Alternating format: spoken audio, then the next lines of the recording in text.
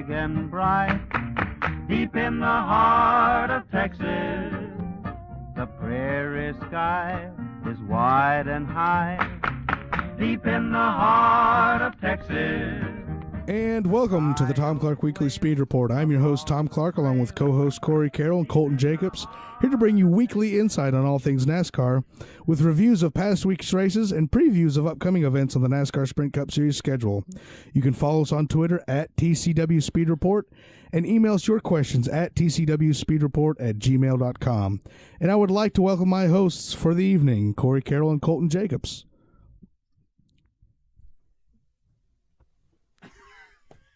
Well, you didn't ask us anything. Oh, that's right. Okay, I forget. I'm getting rust. It's bad. I can't talk off the cuff like you. Okay, so and how are you guys doing tonight?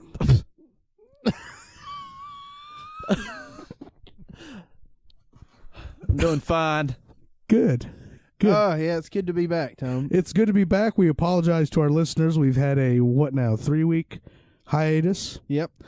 And Colton, would you like to explain why? Well, we're gonna pawn it off on me here. I have been traveling the past 3 weeks. With the Lady Gamecocks, correct? Yep, the South Carolina women's basketball team.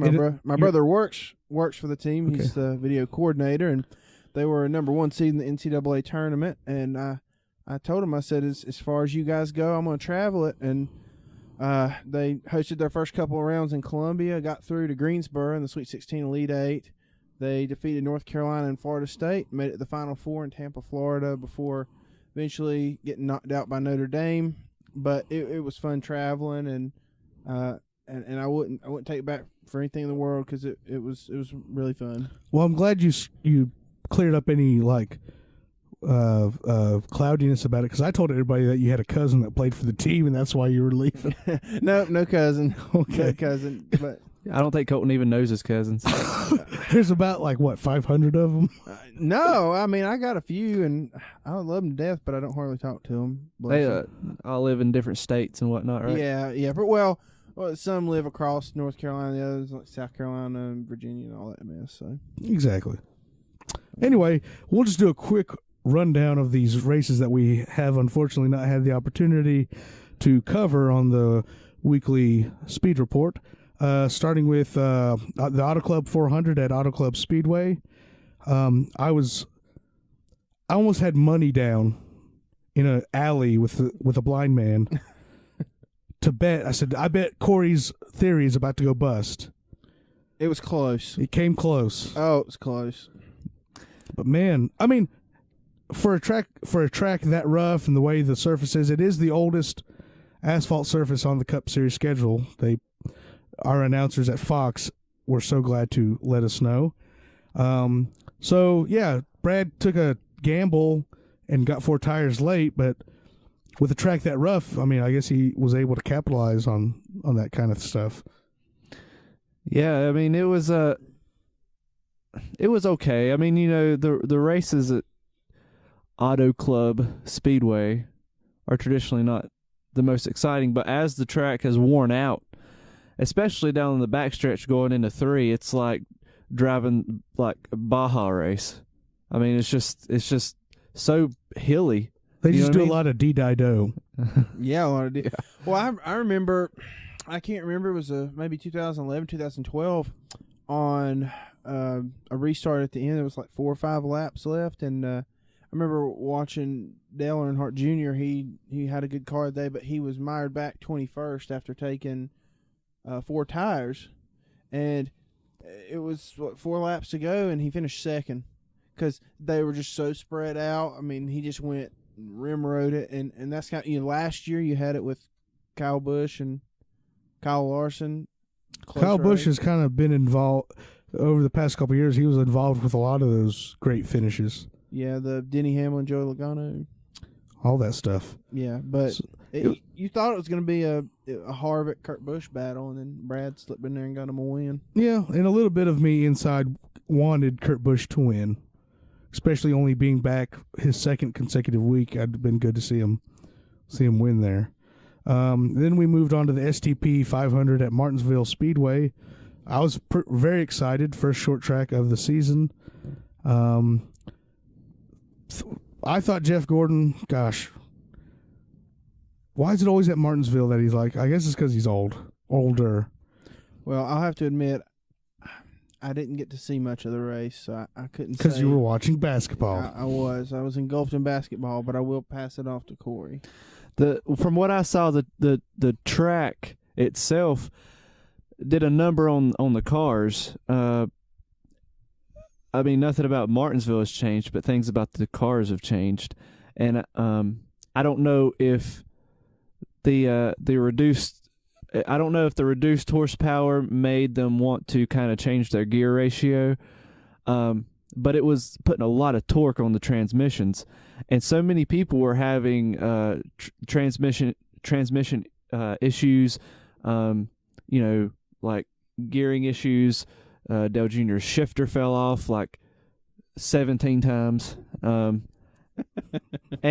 it was there was a number of people having like smoking, just everything, just so much torque coming from underneath the car and the drivetrain that there was a lot of mechanical failures, more so than usual at Martinsville, since it's such a low impact track on the engines, because they're not going as fast. I guess they get pretty high RPMs, but it's a short straightaway, so usually you don't have as many mechanical failures at that track. But last week it was a war of attrition, as our Fox announcers like to say.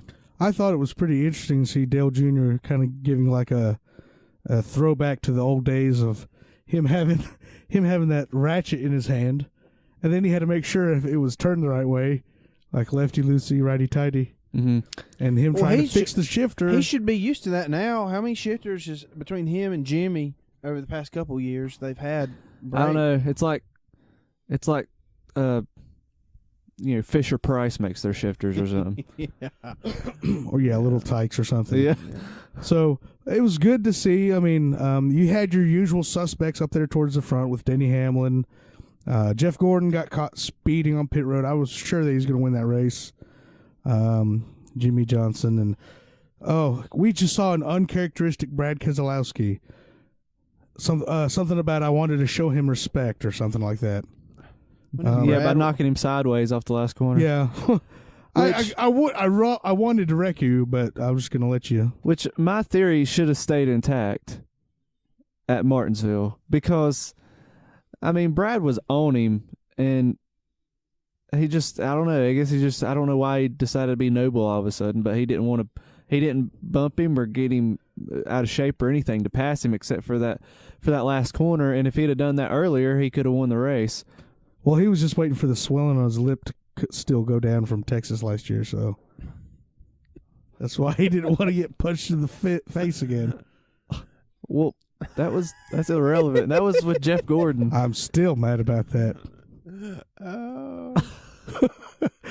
But anyway, we move on to our review of the most latest Sprint Cup event from Texas Motor Speedway, the Duck Commander 500.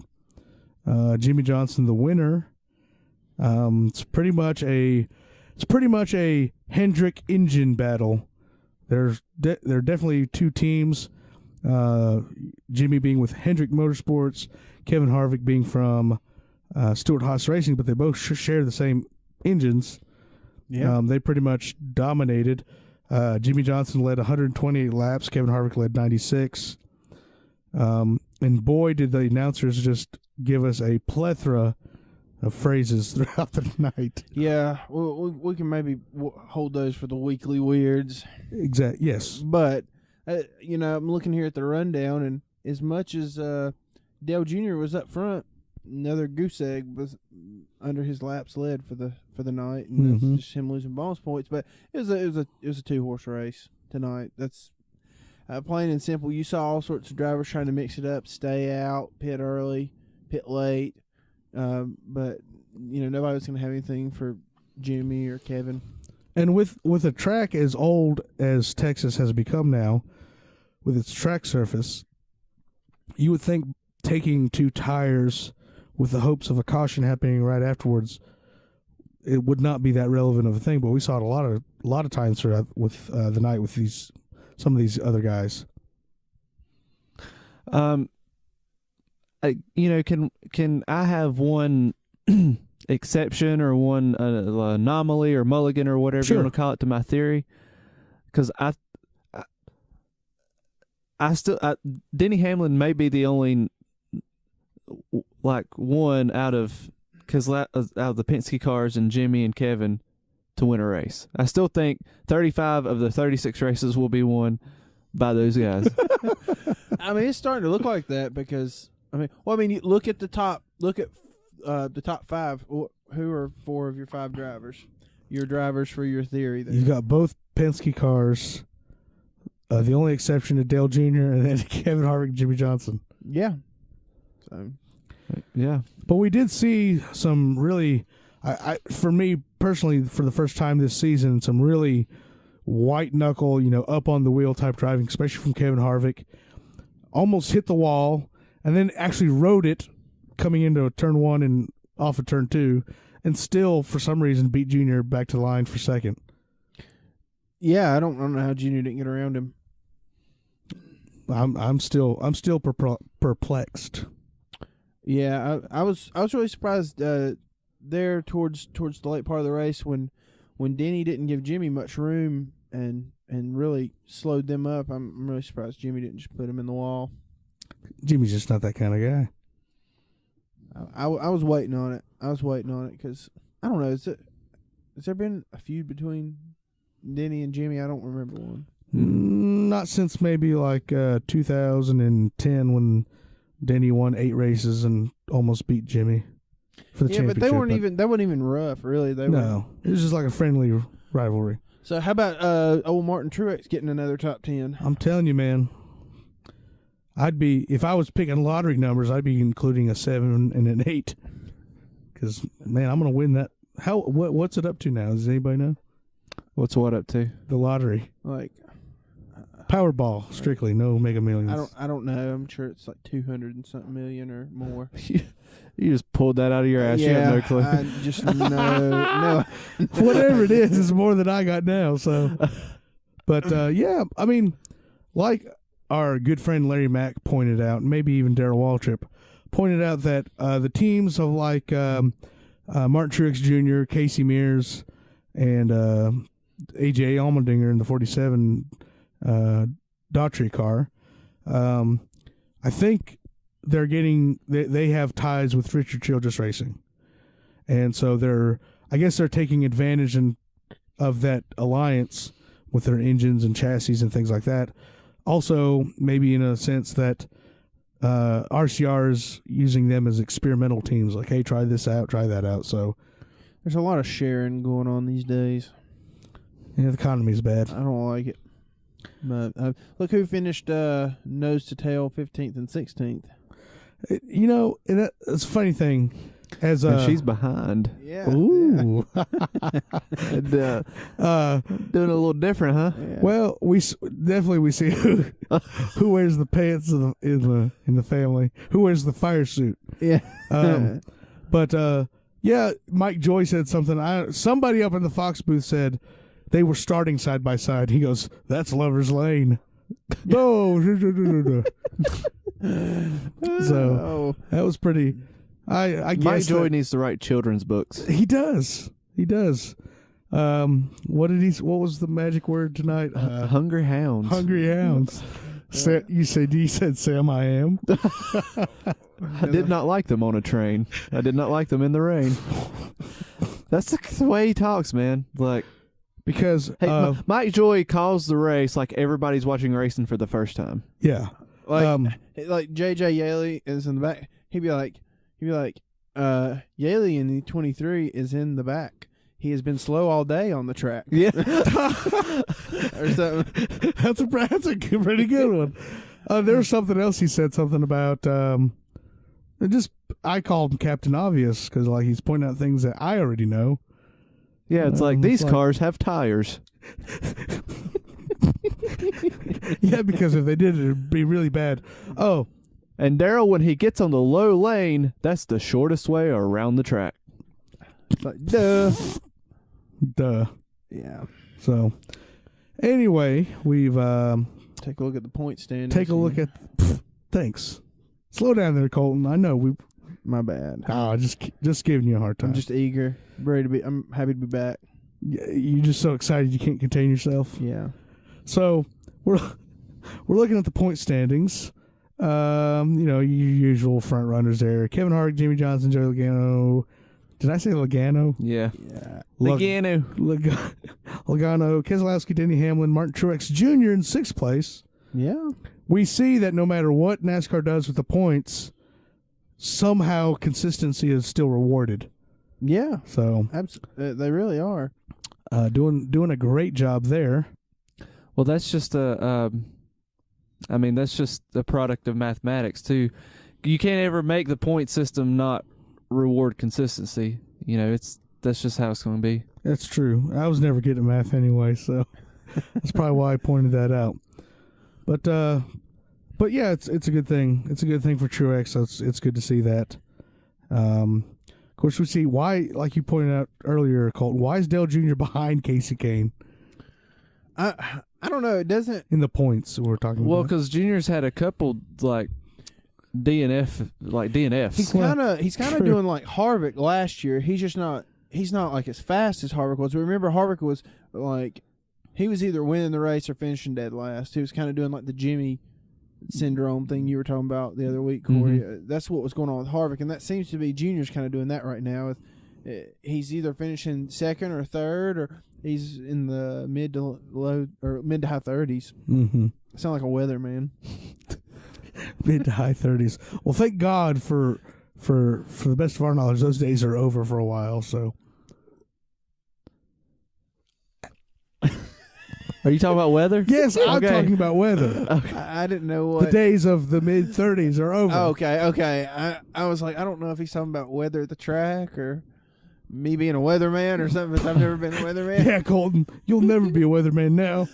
When I was a kid, I wanted to be a meteorologist. And I just crushed that dream, didn't I? You did, but I'm just glad the race got in today because I know Corey and I were talking about yesterday. We were talking about the radar and how they're calling for rain for like the whole damn week. And Well, the radar doesn't tell you that it's going to rain till Thursday. Or the forecast. The forecast. Sorry. That's a really intense radar. Yeah. Show you that much. His name is Oz. Yeah. He can But predict the my bad. future. You can just take it over, Corey. You can go ahead. This is Tom's show. I think we're going to take a look at what actually happened in the race, right? Yes, we are going to take, after we just gave the rundown of what ended up happening, we'll take an in-depth look at the race at Texas. Yeah. Well, Kurt Busch won the pole. Yeah. I did see, I kind of was questioning why he took the outside at the start. Like I've mentioned before, the track surface is worn enough to the point where if I was the pole sitter, I'm going to take the inside. Well, I mean, it's kind of like an Atlanta, like when in terms of track wear, you've got like of those 3 quad oval tracks, you've got Charlotte, which is probably still like almost as smooth as glass. Then you got Texas, and you got Atlanta being the worst. Well, but Texas, Atlanta, there's that significant difference starting on the outside of the front row because they can't get going for some reason. But Texas and Charlotte, they don't seem to have that problem from what I could tell. In Texas, it seemed like it was all about where a driver started or what lane he picked to be in. The leader almost told you what he was wanting to do, because if he started on the outside, he was expecting to get beat going into the corner, but get enough of a run to take the lead back coming off a 2 and get the momentum. Mm-hmm. If he started down low, he was expecting to drive it in on the bottom hard enough to clear the outside lane and stop their momentum coming off a 2. Because that's what it was doing. That's what everybody was doing all night. Whoever was on the bottom just tried to drive it in really hard and maybe do a slide job and keep the momentum halted from whoever was on the on the high line, and it was a matter of who or what your car was doing. I mean, where it ran the best. Well, true. I mean, I agree with that. I guess I didn't see that as an obvious reason why, but that does make sense. Yeah, and the first part of the race, you really saw Kurt and Kevin battling hard. They were out front, and to me, I was like, oh, it's gonna be another Stewart-Haas duo show, kind of like California was, but Kurt faded. Yeah, he definitely. He was a lap down at one point, was he not? I mean, I think he was close. I don't know if he actually went a lap down, but I know they were talking about him. He was about to have to like early pit or do something kind of unorthodox to stay on the lead lap, but there was a debris caution or something. Yeah, I mean, sorry, there's a fruit fly on my mic. But yeah, we saw him fade a little bit. I mean, like we said, it's pretty much a Jimmy and Kevin show.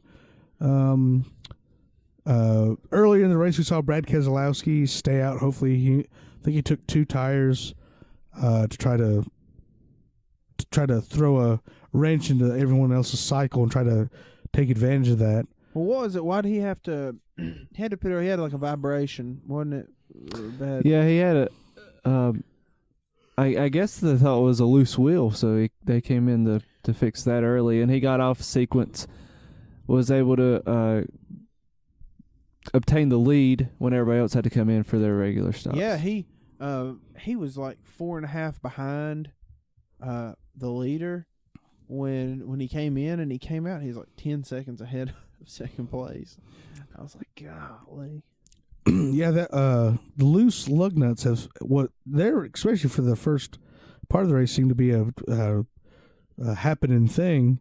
We even saw Dale Jr. suffer from the effects of having loose lug nuts, which I think is a result of the crews knowing that if they miss one or are loose on one, they're not going to be penalized, because all that has been really left up to the crews to police.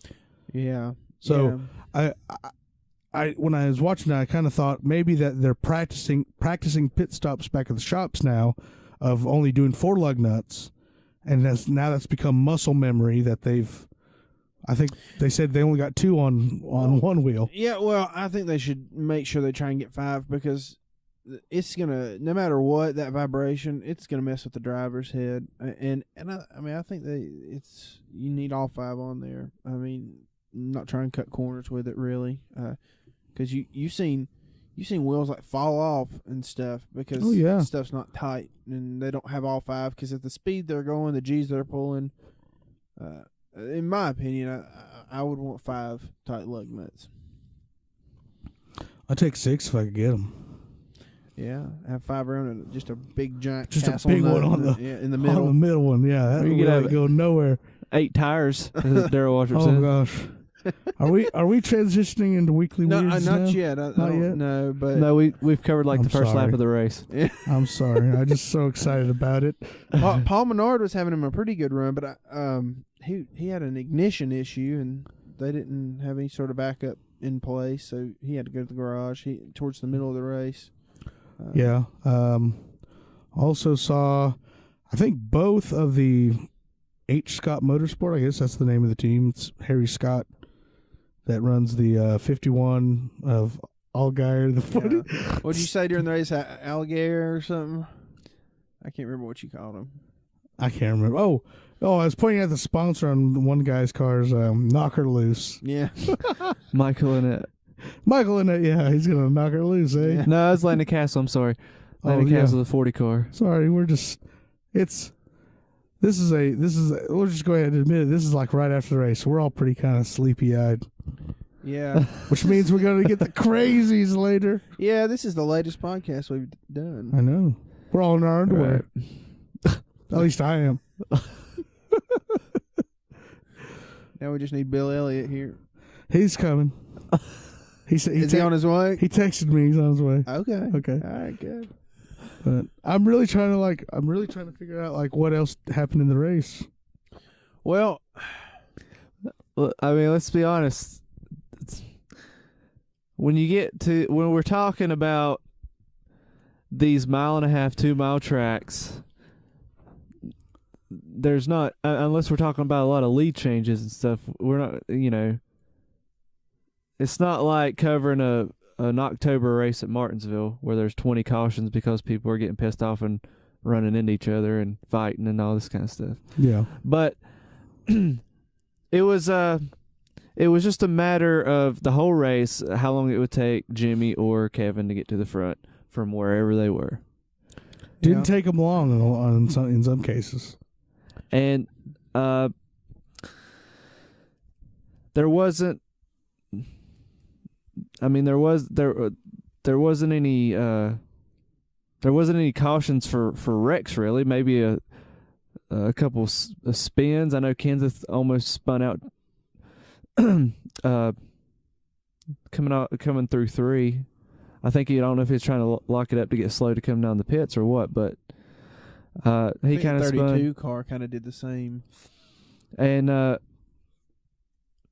51 car, Algar, he hit the wall pretty hard. But it was good to see that there wasn't as many mystery debris cautions that just flew up towards the end of the race.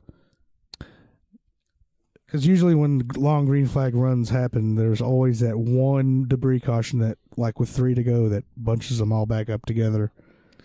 Yeah, there was still a couple. There's so much downforce at this track. It's hard to pass each other, and it's hard to really. It's hard to. I don't know. It's hard to really race as close as you'd like to see. It's hard to get to people, and that's just the nature of the speed of this track.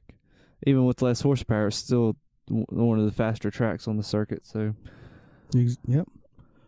There's not going to be as many wrecks, multiple car wrecks, and stuff like that. Yeah, I really thought the Penske cars were going to be more of a factor. They just didn't. They just kind of seemed to be mid top 10-ish all night long. What does mid top 10-ish mean? 5 to 10. Oh, 5 to 10. Oh, okay. Oh, I got you. Well, that. I don't know. I think if Jimmie and Kevin's not in the race, one of the Penske cars wins. Yeah, I mean they did finish 4th and 5th, but at the same time, you had a couple cars there, McMurray and Gordon, who finished 6th and 7th, who were on 2 tires. They were on 4, but it just seemed like most of the race they just seemed like to be 10th, 9th, 8th, and I really thought they were going to be up there leading more laps than they did. They did a combined 46 laps, and that's, they usually total a little more than that. But now answer me this, because I know that Team Penske are Fords. Do they have their own engine program versus the Roush Yates engine program with Roush and other Ford teams? Or are they at least sharing that much of their? I think Penske makes his own motors. I think that might have to do a little research. Well, the question comes about after you making the point that they were kind of mid top 10. We would have expected them to be more dominant, especially with Logano. He did great at the beginning of Las Vegas and Atlanta. But I think now's the time for Team Penske, after the success that they had last year, to maybe expand to a third car. I've kind of thought that with them, but I mean they're doing so good. Well, I almost wouldn't want to do anything to mess it up. Really. Well, I mean, yeah, I can see that, but then at the same time, I mean, it is Team Penske. They've got all the money in the world. They can throw all the money they want in engineering at those 2 cars. Well, I actually think the reason they don't is because they won't allow them to run the number 222. Okay. So that calls it off. They can't do it. Well, couldn't they run the who is, They could run the O2. Oh, I hate that. well, who runs the 12?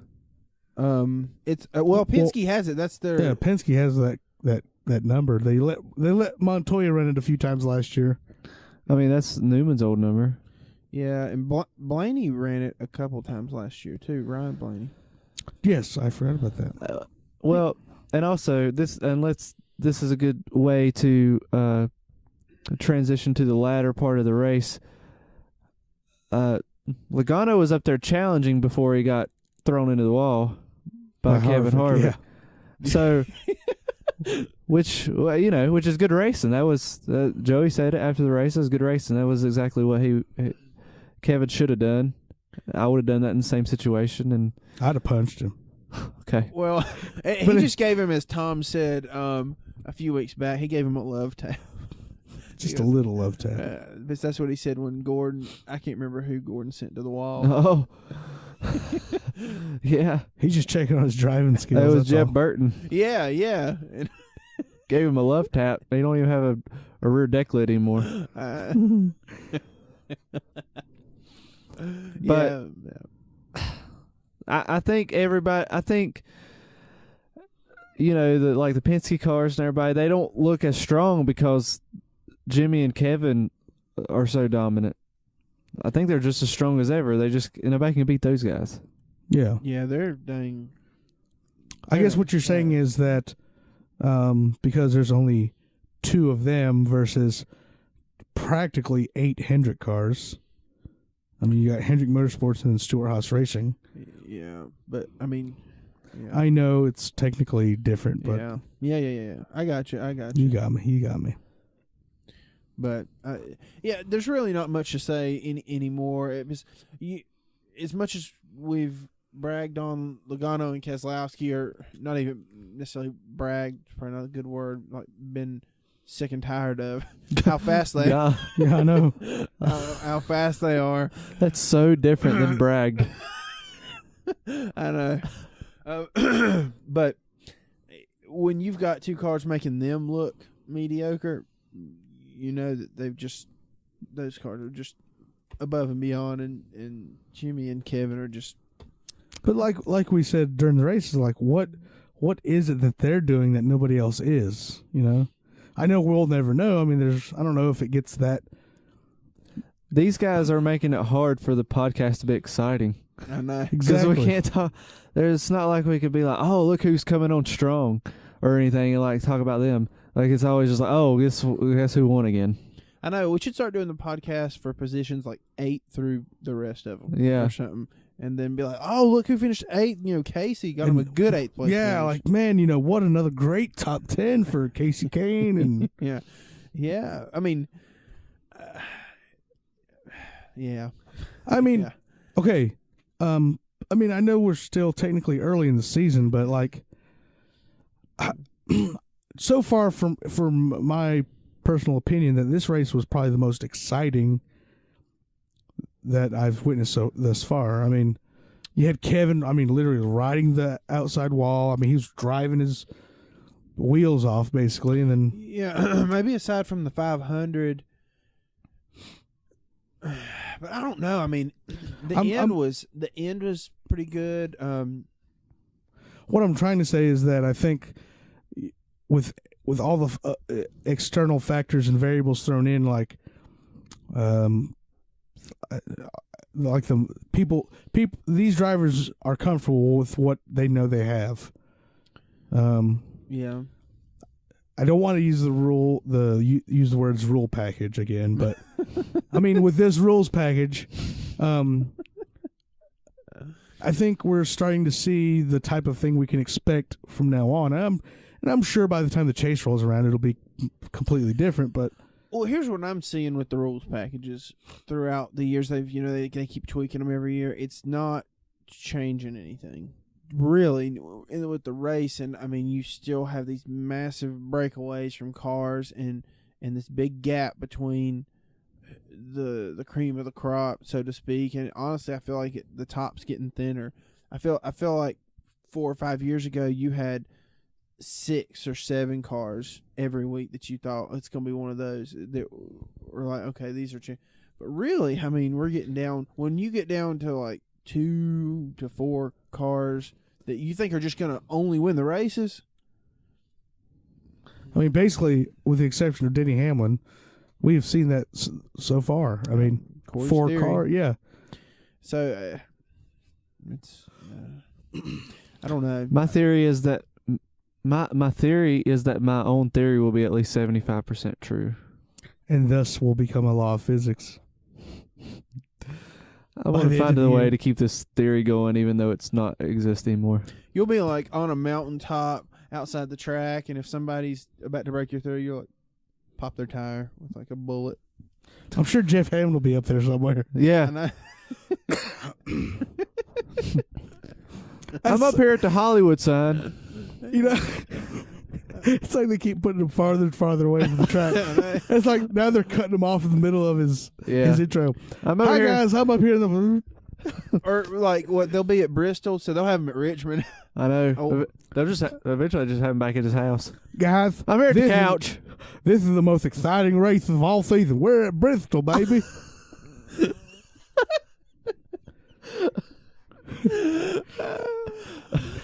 Daryl, you remember when I was your crew chief? I tell you all the time, driver, get down into that thing and drive.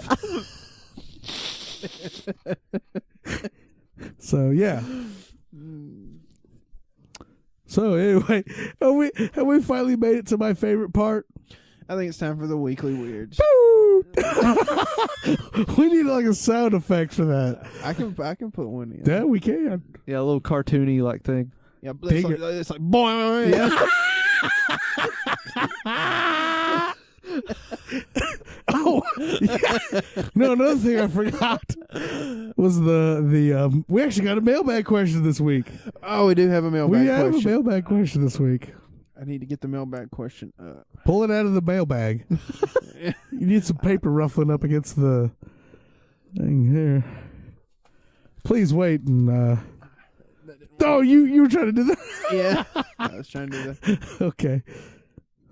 Okay, so Well, hold on, are we doing weekly weirds or the mailbag question? We're doing the mailbag question. let's do the mailbag question first before we get really lose our marbles. Okay, Tom. Here's our mailbag question for the week. Mailbag question from Nathan Moneyham. It says, "Hey Tom, big fan of the show. What is your opinion?" Sorry, the pollen in the air is terrible.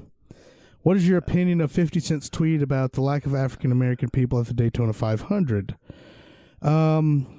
And he sent us the link to the article from Yahoo. I mean, to be honest with you, probably be because there is no currently a prominent African American driver in the NASCAR Sprint Cup Series. Now there have been attempts through the Drive for Diversity program. Bill Lester drove the number 8 truck in the Truck Series for a while. I remember he jumped in a couple of races in the number 23 Waste Management car in the Cup Series. But Bill Davis. Waste Management. Well, I never understood, not just in racing, but in anything, why like diversity was why diversity is so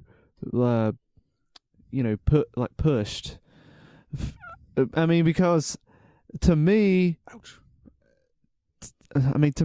you should get to the Cup Series by being a great driver. I don't. Yeah, no matter what color you are, like you shouldn't get maybe extra attention because you're a minority and it's going to help the sport. It makes no sense to me. I mean, if there's not as many minority fans at the track, that's just the way it is, you know? Yeah. I mean, and also, I mean, coming from a guy like 50 Cent, I mean, he's definitely, I'm sure he's not a huge NASCAR fan. So coming to this event was probably a culture shock. I mean. Yeah, I mean, look at the title of the article. Yeah. 50 Cent sees no black people at Daytona 500. I mean, what's it's kind of it's almost what humorous did he because expect? I mean, exactly. But Corey made a good point of that. The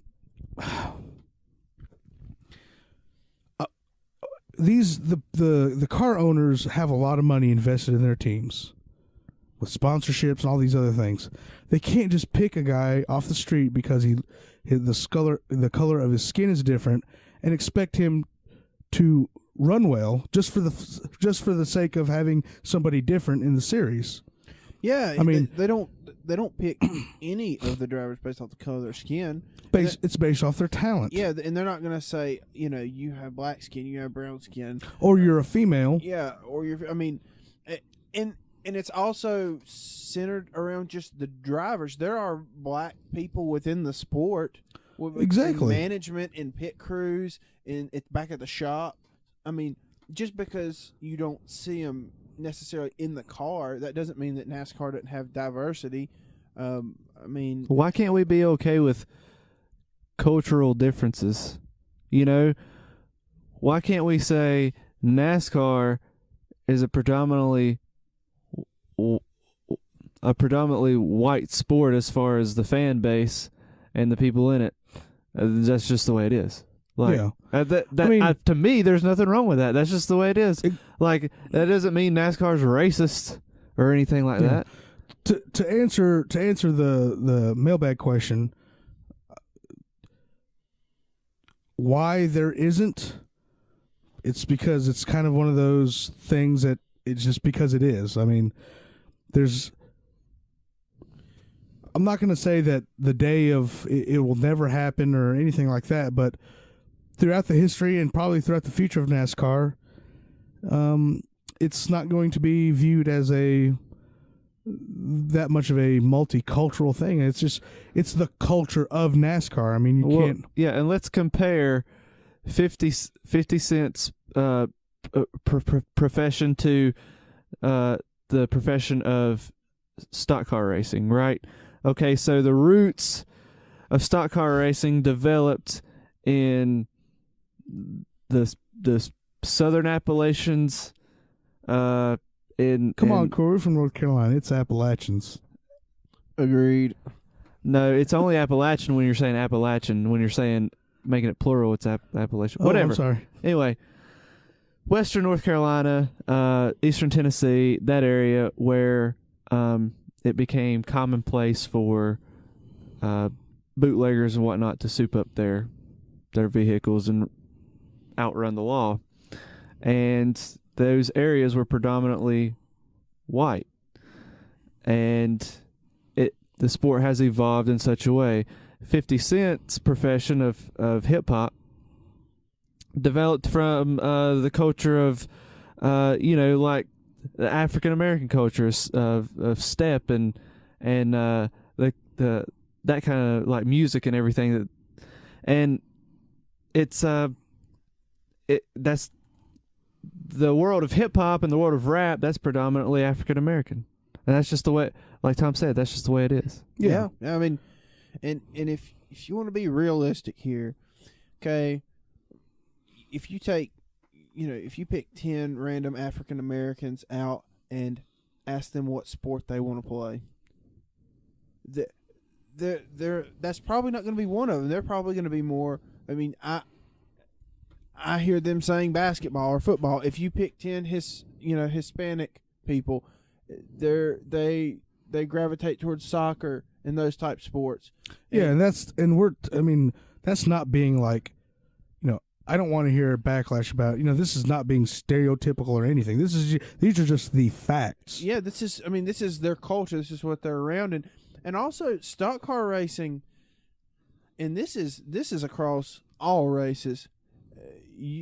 Nowadays, you have to be pretty wealthy to do that. Exactly. And I mean, I'm white, and I'd love to race, but I can't because I don't have enough damn money. Yeah, exactly. So that's the thing. Like yeah. Even ask 10 North Carolinian residents that are strictly Caucasian, what sport would you like to play the most? I'm gonna bet basketball. yeah. I mean, that's just because of the fact that, like you said, any kid can go to college. Literally, any kid, no matter what their background is, they can go to college and perform. Or can pick up a basketball and go to the park and shoot hoops. You can do that. How many kids can jump in a race car and go to a track and run a race? Because I've thought about this. I've thought about this many times before, that the cost of putting your child through a school sports program over all their career within the school system is a drop in the bucket of the budget that would require a family to even run competitively at a local track like Hickory Motor Speedway. Mm-hmm. Yeah. I mean, it's just that simple. Yeah. So I hope that answers your question, Mr. Moneyham, of why that just doesn't happen. I hope you continue to listen to the show, tell your friends, and don't be shy to give us more of your questions. And now we move on to my favorite segment of the show. A weekly weird. Okay, so I want to go first. Okay, Tom, go, man. Because I know y'all are itching to go, too. At the beginning of the race, during the pace laps, they were going down the starting lineup. Mike Joy said, on the inside of row number 4 is Jimmy Logano. With the outside, on his outside was last year's winner, Joey Logano. And I thought to myself, well, I didn't know they were brothers. So the Logano brothers did really good tonight. Yeah, they don't. And the fact that he didn't correct himself even after there was a long pause of anything. No. My favorite was they did their best to get Danica some exposure. And they wanted to, Mike, or I don't know who it was. It was Larry. Larry he was said she was 3/10 off. Well, Larry was talking about trying, for some reason, to compare her to the race leader, Kurt Busch, her teammate, and saying, I think she's doing something a little different than Kurt. Well, yeah, she's not leading. That's the one thing she's not doing. Yeah. But they were just talking about how they must be running different setups or something, and because Larry said, because she's running about 3 or 4 tenths off the leader, and Daryl's like, well, that's just her style. Yeah, that's just her style to be slower than any of her teammates. It's like she's like, now as long as my car's slower, we're good. Yeah, I mean even getting on the onboard, I could definitely tell she was not driving as hard as anybody else. Well, and don't forget, and in case you guys or the listeners didn't know, according to DW, the turbulence off these cars is like being in a tornado. Oh yeah, a tornado. Because there's so many tornadoes in Owensboro, Kentucky. And I think Dale Waltrip's been in one. And by the way, in racing, being about midway through the pack is compared to being in the eye of the storm. And for some reason, nobody wants to be in the calmest part of a hurricane, where there's safety and solace. Everybody just wants to be on the outer tips, where the most damage is done.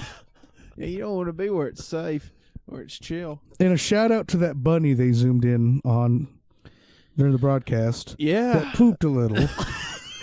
That I found just absolutely hilarious.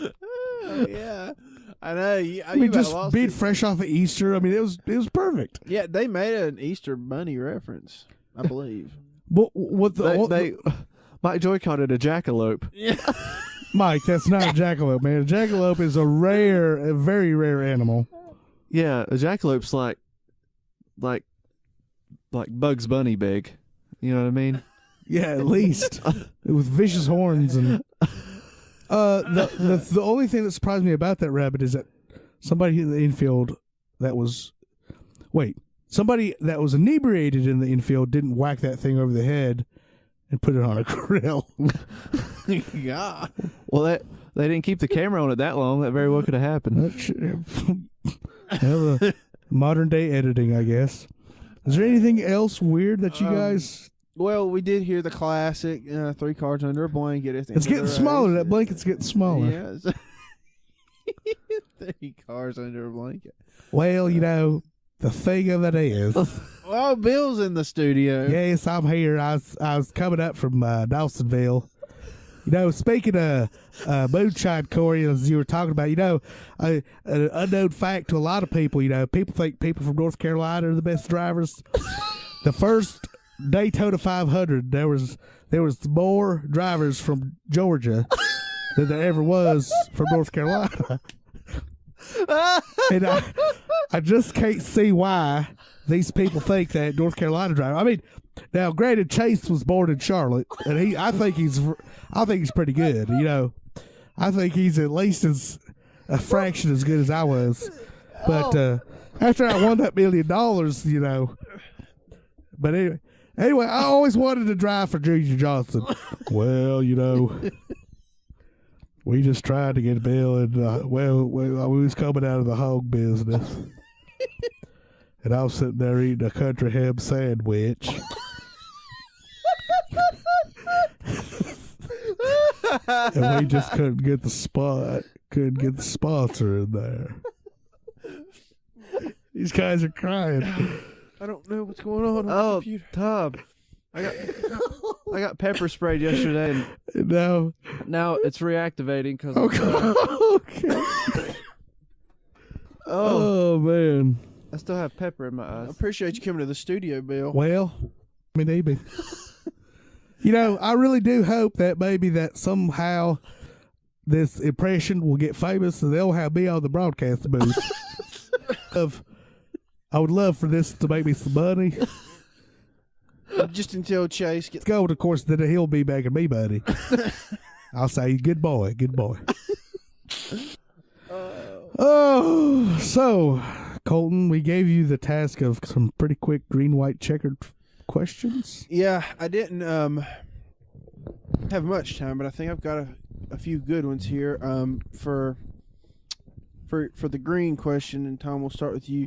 Okay. Do you think at the mile remaining this year that the tire wear is going to continue to be such a big factor where they'll want, if it's been 4 or 5 laps, is the tire wear going to keep being such an important issue? The only place that I see that being issue, or let me rephrase that.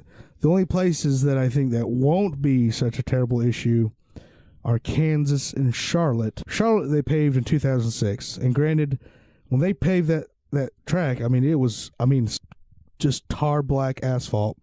Yes, and it has aged some, but the guys take 2 tires all the time there. There's really that much tire. Kansas, that being a freshly repaved track, the freeze and thaw cycle of the winter in Kansas is starting to buckle a little bit more, but I wouldn't list this track into a mile and a half. But Darlington, I think, is going to start being the monster that it always has and always was regarding tire wear. So yeah, Corey. Yeah, I think the tire wear will be more of an issue that it has in years past at all these tracks, which I love. I love to see a lot of tire wear at these tracks. That to me that brings out the best in the drivers. And it puts a lot less of a premium on strategy, which is ideal for me as far as enjoying the race. I think the bigger the track, the less tire wear will be an issue. Obviously, at the plate tracks, it won't be that big of a deal, or Pocono, or even Michigan. But these mile and a halves, yeah, I think they'll continue to be an issue. I kind of agree with Tom, though. I think tires will be a lot more important at Charlotte than they will be at Kansas. But for the most part, these tracks, it's going to be, it's going to be something that they can't really gamble on as much. Yeah. All right. Well, I'm just going to keep going with the questions. I think you guys covered it pretty well on that one. The white flag question for this week's podcast is: do we and this is something we talked about during the race, the three of us, are we going to continue to see medical issues pop up so much with drivers these days? Because you hear about them being in such better shape than drivers of past, but there's just a lot of medical issue, with Kyle Larson, him passing out. You have the continuous stuff with Brian Vickers, and then the injuries like Kyle Busch, Tony Stewart. What do you think this will continue, and do you think that this will play a negative effect on the sport? The reason I think they are as prevalent as they are today is because I think believe it was in 2012 when Junior had his latest concussion. Unofficially, NASCAR kind of put some parameters of, we're going to monitor this type of situation a lot better than we were. And because of that, I think these drivers' health problems are becoming more open to the public. It's not so much of anymore, I feel a little bit sick, but I'm going to drive the car anyway. I think the teams, the officials, the sanctioning body itself is going to take the health of these drivers a lot more serious than they ever have. And I think that's why, even though Kyle Larson went to the hospital, was cleared medically, he still had to be cleared by NASCAR's doctors. So I certainly do think it's going to be a more prevalent thing. Will it be bad for the sport for a while? But I think the drivers will adapt to keeping themselves more healthy, because this sport is not like basketball, football, or any other sport where a guy could get hurt and then they have a substitution. Yeah, and expect for the team as a whole to operate as such. Mm-hmm. Yeah. That is exactly what I was thinking, is that I'm not convinced that drivers are any less healthy than they were several years ago. I just think that the stipulations on their health by the doctors is a lot more strict. Mm-hmm. 'Cause God, Dick Trickle smoked in his car while he was racing. You can't tell me they're any less healthy today. Yeah. Dale Senior drove with a barrel fracture in his leg or a broken collarbone. That'd never fly today. No. And so the days of trying to tough it out and stuff are gone, because you have to get cleared by so many doctors and stuff like that. I don't think drivers are necessarily less healthy. I just think that health is becoming more highlighted, and so therefore we as fans know more about it.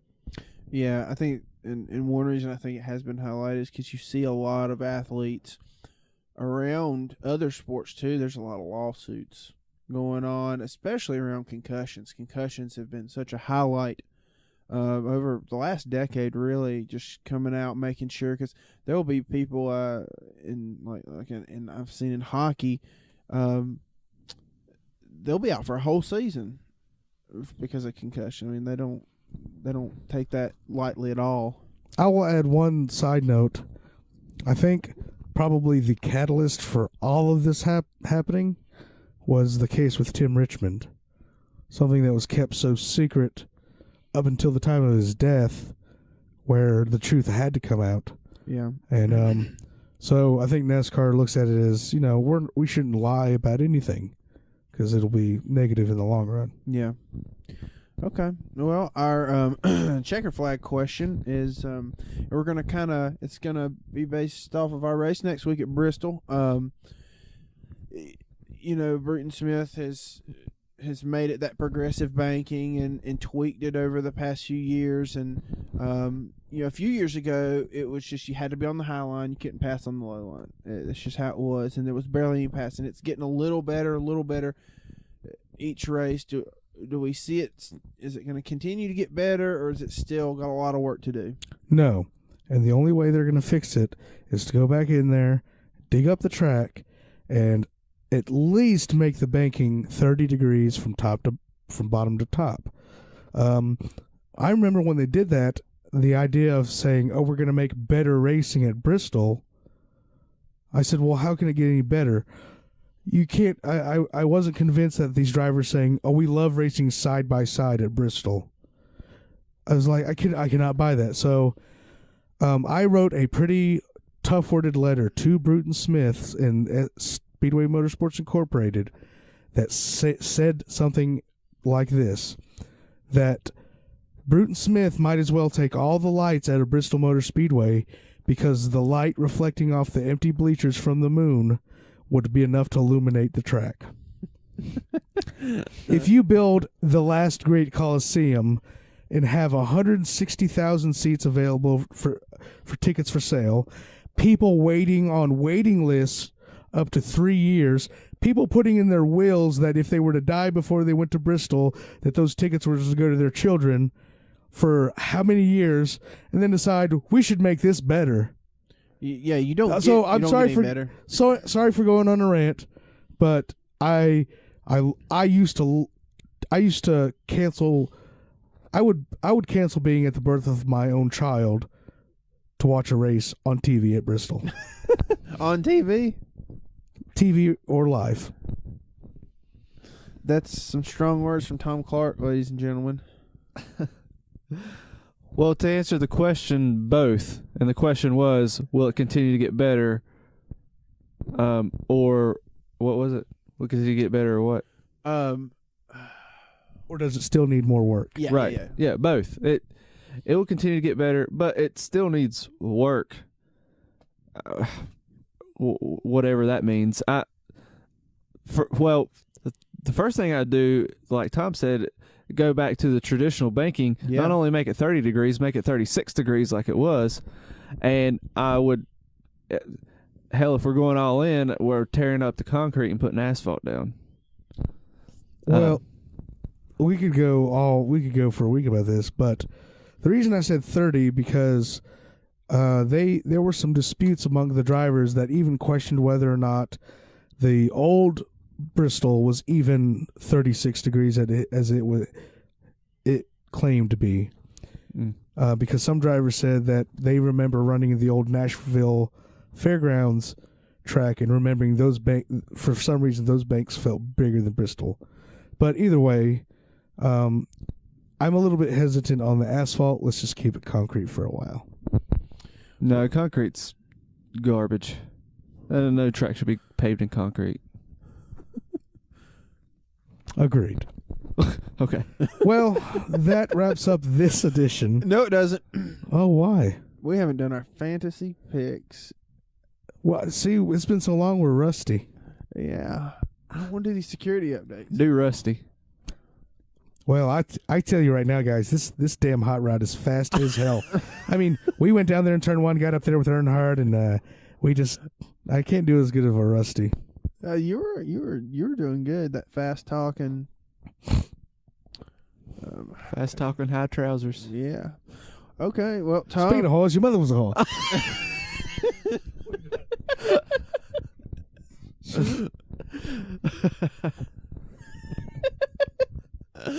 All right, Tom. There you go. Next week at Bristol, my pick, because what's the standings, Tom? You got to give your co-host some love here. Corey is in the lead with 268 points. Colton is in second with 228 points. And I am holding down the fort with a total of 128 points. You're holding down like the basement of the fort. Yeah, making sure nobody gets in there first. God, Tom, and the fact that I could have not picked for 2 weeks and still been ahead of you. Here are my results thus far: 33rd, 38th, 42nd, 1st, 28th, 36th, and 14th.